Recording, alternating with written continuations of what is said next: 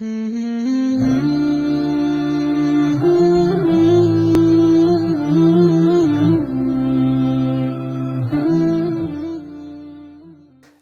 الإخوة والأخوات، يوم الجمعة الكثير منا يعلم فضله، ومن الأعمال التي تكون ليلة الجمعة هي الصلاة على النبي محمد صلى الله عليه وسلم. ولكن نسمع ونرى وسائل التواصل الاجتماعي تكتظ بالصلاة على النبي محمد صلى الله عليه وسلم، وهذا أمر جميل جدا جدا. ولكن ما هي معنى الصلاة على النبي محمد صلى الله عليه وسلم؟ اسمعوا لقول الله عز وجل: إن الله وملائكته يصلون على النبي يا أيها الذين آمنوا صلوا عليه وسلموا تسليما. وصلاة الله على نبيه أي الثناء عليه في الملأ الأعلى، وصلاة الملائكة أي الاستغفار. وهنا يتبين منزلة النبي محمد صلى الله عليه وسلم عند الله، فالله عز وجل يريد الثناء عليه في العالم العلوي والعالم السفلي.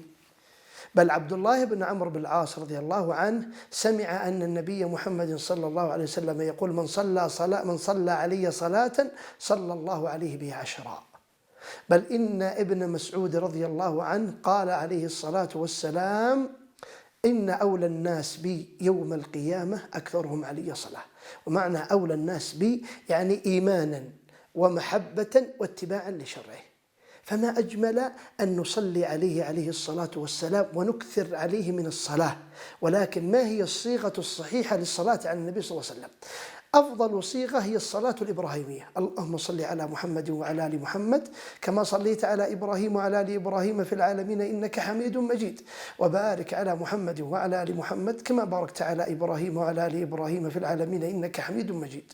وقد البعض يتثاقل هذا الأمر، فإذا قال اللهم صل على محمد وعلى آل محمد كما صليت على إبراهيم وعلى آل إبراهيم في العالمين إنك حميد مجيد، فهذا حسن.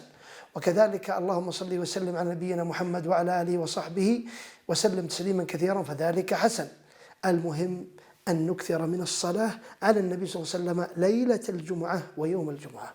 أسأل الله العلي العظيم أن يحشرني وإياكم مع نبينا محمد صلى الله عليه وسلم في الفردوس الأعلى من الجنة. والسلام عليكم ورحمة الله وبركاته.